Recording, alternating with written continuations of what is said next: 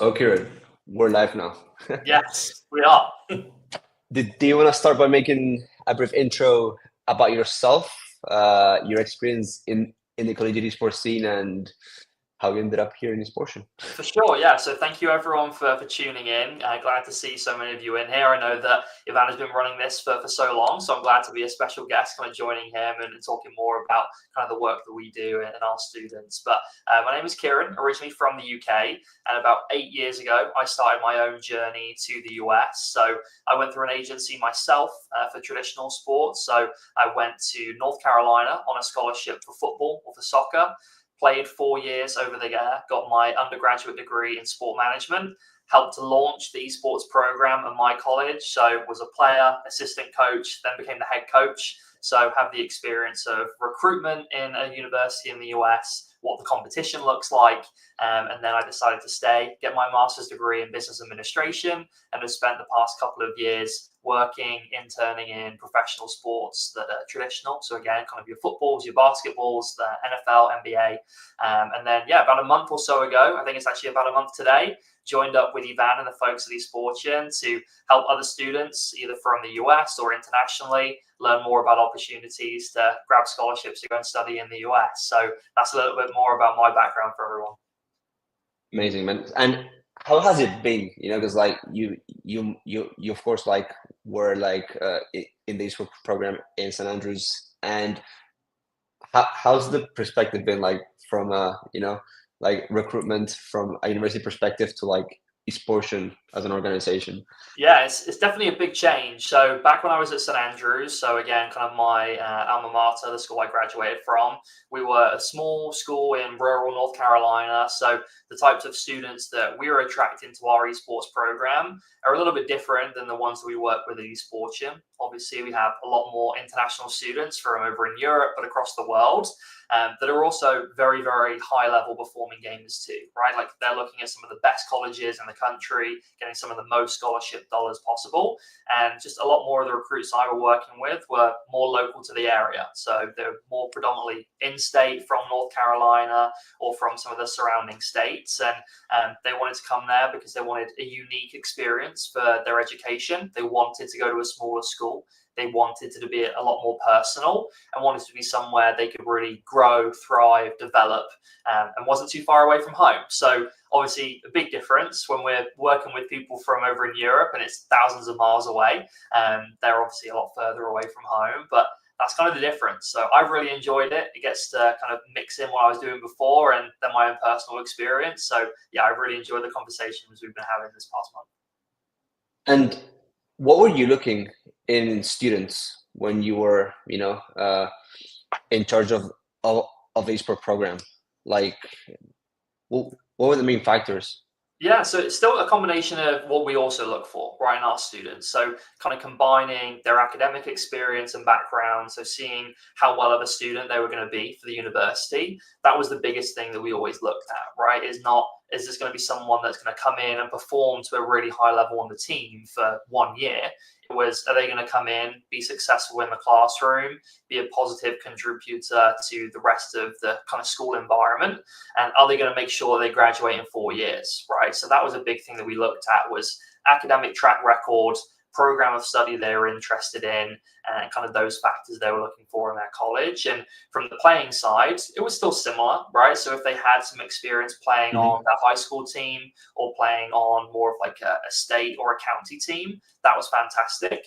But if someone hadn't been on a team before, that was also fine for us. That was something we always said that, well, we're going to give you the platform to see what it's like to be a part of more of an organized team. So outside of that, it was more of the basics, right? So good mechanical skill, playing at a higher level as possible when it comes to solo queue, ranked matches. If there is some tournament experience, also great. But we were trying to, again, find that perfect fit for what our college was able to provide. Yeah, and in esports, I guess it's more like, okay, we work with all these universities. Where in the States or in Canada do you want to go? Exactly. What's your degree? Like, it's like you have this pool. It's way more comprehensive. Yeah, for sure. Because obviously instead now, whereas before it was, okay, well, here are the degrees that our school has. Here's how much money our school can offer. Now it's a case of, okay, you tell me what you want and I can go out there and find you something, right? Like if I had a conversation with a student and they wanted to do a degree that our school didn't have, well, they couldn't be a student for me, right? And then it was kind of, I had to let them move on to somebody else. Whereas with us, we'd have such an extensive network where pretty much whatever you want to study, whatever game you want to play, and wherever you want to be, we're probably going to be able to find a place for you. So, And let's get into the mud. Like, what do you find more challenging?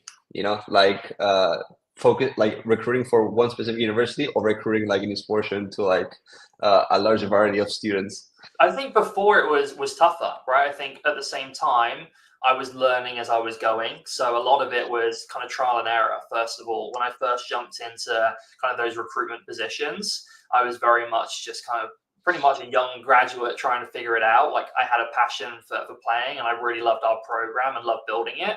But I will be the first to admit, didn't always know what I was doing 100% of the time. So with that, recruitment was also kind of a year-long process for us. So it didn't ever really stop, from the summer where I'm recruiting for then the following fall. And then you get to the spring and it's like, okay, I might have my pool of 20 recruits that I'm really strong on. And then you're trying to push them to fill out their paperwork, submit their transcripts, and that could be tough too. You have to pull so many things together. Whereas where it's been with esports, right, it's pretty much down to the students, right? If you want to be super active and you want to be engaged, we can move things along really quickly for you. So that I think has been the biggest advantage and biggest thing I've enjoyed about being with esports too, is we can move things a lot quicker. Okay. Interesting. And if we had to categorize like different types of students, like the engaged ones, they're like well, like from this month, that have you had calls with the students and the students that we're working on with? Like, how would be like if you could do like two or three categories? Yeah, I think what would they be? yeah, like you mentioned, Ivan, you can kind of split it into those two sections. So I think first of all, everyone that we speak to is always super, super interested, right, and excited about it, right? Like when they get a DM from us or they reach out to us, it's because they're excited about the work that we do and the possibility that, wow, like I might be able to leave home, go to another country, or if they're already in the US, I can find a school, do what I love to do, and they're going to walk me through it every step of the way. So every student is super excited. Then it comes down to how engaged are they, right? That's the big difference, I think. People that come in prepared for their calls with us, right? They're ready with questions. They know what they're looking for. Or if they don't, they know what questions they have to find out the information that they need. So that's been the big one that makes it way easier for us, right? When I have my first call with someone, I'm getting to know them, seeing if we're a good fit for each other. Those people that come prepared, wanting to know and wanting to learn, super, super helpful. And then on the other side of that, you might have people that turn up or don't turn up. That's the other one, right? Maybe no show for the meeting, which can be frustrating, and you try to get things rescheduled. But that's the biggest thing. I think excitement is always there across the board. Yeah. Then it comes down to engagement. And then after that, it's that commitment to, am I going to make the decision, right? And it usually comes down to people that are brave enough to jump in and take the opportunity, and those people that are maybe a little bit unsure and need a little bit more time. Yeah, you mentioned about the no-shows. Okay, so like, so from the strategies that we like used to do in this portion, and also like how we refine them with your expertise, like how would can you tell the audience like the strategy that we do on this portion, like in terms of following up, like even like before the first calls, even the second calls. Yeah.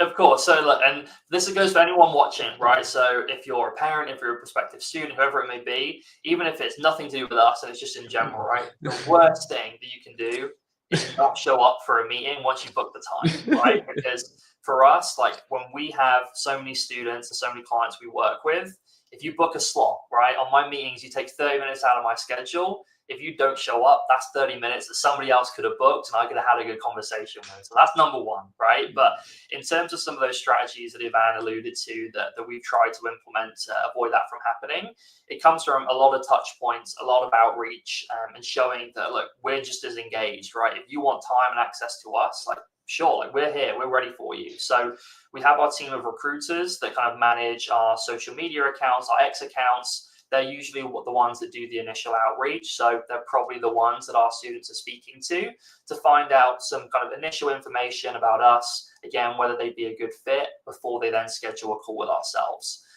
But for myself and Ivan, as soon as we see a call is scheduled on our calendar, we're reaching out right away. So if we have the Discords of our students, we're messaging them, following up at least 24 hours in advance, saying, hey, see, you've booked this time on the calendar for tomorrow. Super excited to connect. Just reconfirming your details. Is everything good for tomorrow? Do we need to reschedule? What makes the most sense? So we're doing that across Discord. We do that on X as well via the DMs. And I also like to follow up the morning of each meeting too. So anywhere from 30 minutes to an hour before, just to reconfirm, because we get it too, right? Life can be hectic and stressful. Things can come up. It's no worries. We just want to make sure that we're being respectful of our own time as well as the time of our students. So those are some of the things that we try to do. Works for the majority of the time. Sometimes people slip through the cracks. So any suggestions for us, drop them in the chat here below. We'll make sure we try some of them as well. Yeah. No, that's for sure. And do you think that the students find the checklists that we've been implemented like over the next for the past 1 month like useful? Like, have you heard any comments about it? Because like it's something that we got the idea from an Australian student that was like, yeah, so how do I communicate this to my parents now? You know, they kind of know I game, but you know, like how do I communicate with them that in North America there's like these opportunities, you know, and that's why we decided to do a checklist, you know, like. I definitely think it's been a good addition, right? I mean, we talked about this a few weeks ago when I started, this is something good to provide our students after we have that first call, right? Because there are a lot of questions. I experienced it myself. I'm sure you did too. When we first went to our parents, we're like, hey, mom, hey, dad, or whoever, like, we want to go and study in the US. Like, can you help me? And they're like, whoa. What are you talking about? Like, I don't understand. And for us, it was traditional sports, right? Like, my parents knew I played football and understood it. For you, you played tennis, right? It's going to be a lot more common for parents to understand. Like, oh, yeah, like, you can probably go and play that over there. When it comes to esports, it's a whole different other ball game, right? Because if you're a player that performs at a high level, your parents might not know about it. They might just see it as you're on the game all the time, right? 24/7. Especially then when you approach them with like, oh, I want to go and study in the US. I'm going to get a scholarship to go and play video games. They're probably going to think you're crazy. So the checklist has been very helpful to basically guide that first conversation, right? Without scaring parents away, with giving them an understanding of what does this actually mean, right? Like what is a scholarship? What is esports? What does it look like? And I think that way it helps to put us in a much better position for those second calls as well. So the checklist, 100%, I think has been a good feature, and we've had good feedback from our students as well. So something we'll keep implementing, maybe tweak here and there, but it's been great for us. Yeah, and have you seen an engagement like what's the word, like an engagement like a difference between the students that go to, like, for example, the first calls are usually, you know, they don't appear with their parents, okay, because like they're like, okay, you know, like it's more of a qualification, see if they're a good fit. But have you seen a huge difference from the students that do show up with the parents in the second calls and the students that are like still like solo, let's call it, in the second calls? What differences For sure.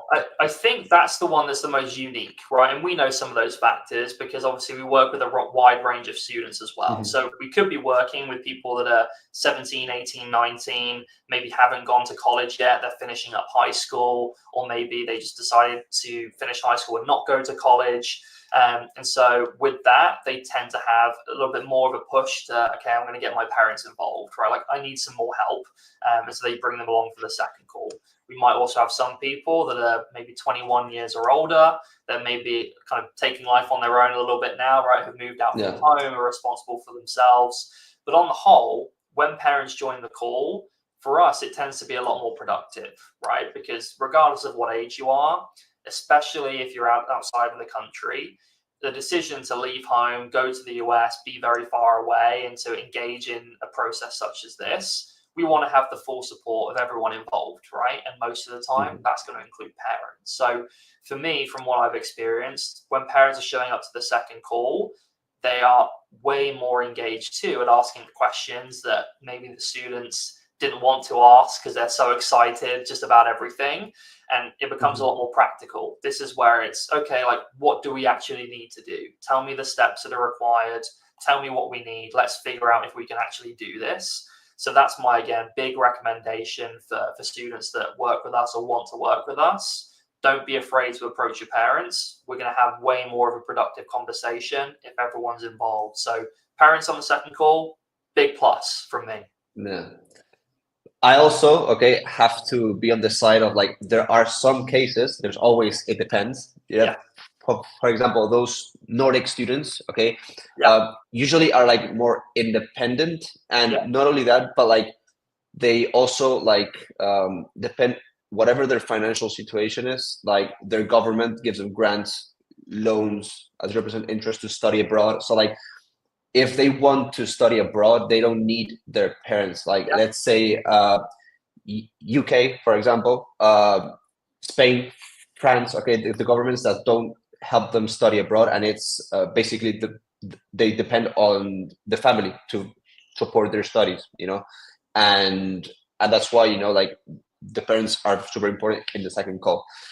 For Nordic students, it's not a necessity. Also, like the domestic students that we work with, like in the US or Canada, like basically they come up without their parents and then make the decision by themselves, and it's a boom boom, so it's, but in general there is the other countries that depend on the parents, and international students don't get the domestic students get with FAFSA and other scholarships in universities. So that's why maybe that's it. But yeah on a general rule, second calls with parents is for sure. Is the key. Like if you're independent, that's also great, right? Just bring that level of engagement and preparedness like parents usually would, and it's also fine. But yeah, lots of resources out there for lots of people, as Ivan mentioned. Yeah, for sure. And on our calls, would there be anything that you would improve from our process? Come on, Kieran. I don't know. I mean, we have regular check-in calls, right? So myself and Ivan, as we work together, right? Like if there's something that happened on a call and I'm like, oh, like I haven't heard this question before, or this is something that they asked about that I didn't really know. We'll have those conversations week to week in terms of refining the process. But for us, I mean, we focus on a lot of our key pillars, right? About the fact that we work with the top 25 programs in the US, that we are the leading resource for students that want to go to the country as well, and kind of us to represent them. And then also the fact that we pride ourselves in working very efficiently and quickly for our students too, right? So you're not going to be waiting around to hear from us, being left in the dark. So our goal is always to get the information out to students as quickly as possible so they have a full profile of everything they need to know. We make sure we give them time there too to look things over, prepare questions so that we can clarify and walk through specific steps. Every student is also different as well, right? Regarding like the testing that they may need from their home country, like what visas look like. So everyone is always different. I think we refine as we go, but for the most part, the fact that we're able to walk through our students the entire process in just a couple of weeks ends up being really strong for a lot of people because we don't waste each other's time. So so far, I think we're doing a great job. We'll see how it continues into month 2, 3, 4. But I think so far, it's been really good being able to continue contributing to the work that we're doing. I just want to put you in the spot. That's it. Yeah. Amazing, man. Amazing.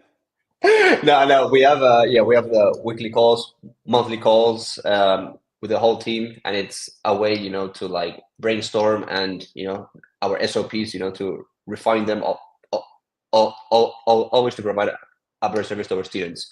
And another thing that I wanted to discuss with you was, for those students that think they have all the time in the world to decide,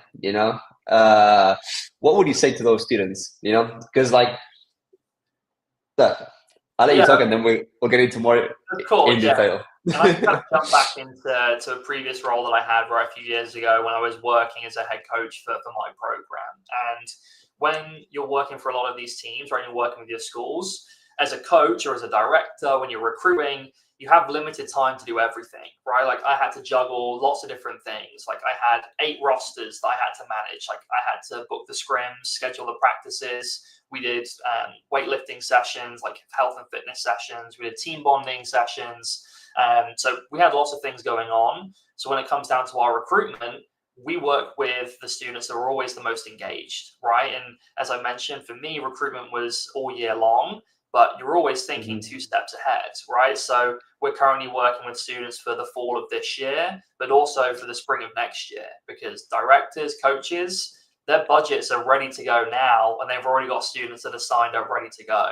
So for us to represent all of our clients, the earlier we can work with you, more often than not, the better deal we can negotiate for you as well. So there really is that element of you can't really put things off, right? Like we may have had this with students in the past where they think about things first, they decide that they just want to wait a little bit, and then 2 or 3 months later they want to start the process, and we maybe can't secure them as many offers that we would have been able to get them before. So definitely like that piece of the urgency, like if this is something you want to do, like if you're watching this today thinking, oh yeah, I might reach out in a couple of weeks or a month because I might want to do this later this year, reach out today. Like you want to make sure that you're in there, you're top of mind. We can start building out your profile because yeah, the sooner the better for everyone. Yes, because and we give them a timeline because of what you just mentioned. The Yeah, recruitment process. So we say that we can hire into the university offers based on their academics, PPA, and their preferences and where they want to go. Based on like currently, okay, the what esports directors are looking for. But like maybe in 2 weeks they already made their Rocket League team or the Valorant team, and we can't play them anymore. So like if they decide after a timeline, we can revisit, okay, but the conditions may change. And something that I always got when I was before esports recruiting student athletes in traditional sports was that every head coach, okay, always gave us like the agency like a timeline. Like you have, and in collegiate esports, I don't see it. Like I don't see directors giving timelines. Like, yeah, you have until May to apply. Like if yeah, they gave timelines, I think it would also like, because as we also give timelines for those purposes, it's, and maybe if esports directors would communicate the timeline and why, because like what if the student thinks he can basically apply until May, but then when he decides to apply in April, yeah, the director is like, oh, we haven't got any scholarship for you now. yeah. Like. And I think that's the difference you find, right? And when we talk about like our network of colleges that we work with, right, over 200, but then out of those, we have top 25 programs too in the Yeah. country. What separates some of the best programs from some of the ones that aren't, right? The ones that are the best programs, they do give those timelines because they understand that they have very strong teams. They're going to be able to recruit the best players. And so if you want a chance to be able to go there and to get a scholarship, those people are coming in early and they're flooding the gates, right? Ready to go. So again, the timeline piece, as you mentioned, when it comes to traditional sports, has always been much more known that, hey, you need to get everything done by this date to give yourself a chance. But as you mentioned, esports, sometimes I think a lot of it is directors or head coaches, they're juggling so much that it can be tough to stick to those strict deadlines because you don't want to leave yourself kind of vulnerable to missing out on someone that might really want to go to your schools. Mhm. But yeah, you're 100% right. The timelines, I think that's why we do a great job, because we do right by our clients and right by our students and help them through that when the information might not always be there. Mhm. And what do you think makes a student let's focus more on international students for this question, but like what do you think it makes, because like also we were there like Yeah. back in the day, like what do you think makes a student take the step? Because like financially, depending on how your academic standing and your competitive standing, it can be more or less of a struggle. Like it can be more like in some countries, education, is very affordable, and going to North America is like a huge step and a financial step, like Yeah. everything is step. It has all these advantages, but like it's a very like important decision. So like, what do you think is the key factor like for the students that we work with that they take that step? Of Also course. based on And like your you personal mentioned, experience. yeah, Yeah. like you mentioned, right? Like this is providing that every student has those practical things, right? It's like they have the budget, they have everything they need, like all the paperwork's good. I think as a person, right, and this is again relating to my own experience, like you have to have that sense of adventure, right? Like it is a huge journey and it's a big roller coaster. Leaving home, right? Leaving friends, family, like everything you've known behind, to then go to the US to start something new. So you have to be adventurous, right? You have to want to seek out new things. You have to be sociable, right? You're going to be going somewhere, meeting people that you've never met before from all over the world, right? Like when you go to any college, there are always going to be international students. That college is also going to have students from all across the country. So your opportunity to make connections like all over is going to be super, super broad. And you have to want a challenge. I think that's the big thing too, right? Like you're leaving for a different country when we're talking about international students. So the type of commitment it will come to classes, right? It might be structured a little bit differently. The relationship you have with your professor might be a little bit different. And so there are going to be those moments that do challenge you. It's not always going to be sunshine and rainbows, right? I'm sure myself and Ivan can attest to that too, right? There will be difficult times. You have to want that challenge and seek it out and be prepared to have that. And most importantly, and this is above everything else, like you have to have fun. You've got to have fun with it. Yeah. Like this is what this is all about at the end of the day, right? Like it's a great step for you in your future, your opportunity to compete. We always say that, but it should be enjoyable, right? You should be going into this like very excited, ready to have fun, because that's exactly what it's all about. So Yeah, but I mean, I don't mind saying it. Even life, like the first 2 semesters, like the first week, I was crying. Like yeah, I was like what have I done? And I yeah, even like I didn't like I actually like realized that I was doing this experience when I passed security the first time of the airport, and I was looking back to my parents, and I was like, oh, this is happening. yeah, And then like my world was like, but I just did it, and as you say, like meeting people all over the world. If I was gonna go to uni in Spain, it was like just going to like a few buildings, yeah, just like do the class, say, like I was like, I'm gonna continue to play tennis, and how I got treated in the US by the level of tennis I had in Spain. yeah, In the US, I was like, whoa, like this is nice, yeah, like, and you get to play tennis, you get to go to class, and I like more also I went to the US, I didn't go to study in Canada, but like I like the thing of like it's more of a continuous thing, like you have like your midterms, presentations, like yeah, group projects. It's not like you have a class and then you have your final, or a midterm and a final. It's like everything's decided in those two things. Like it's more of a continuous thing. You do more teamwork.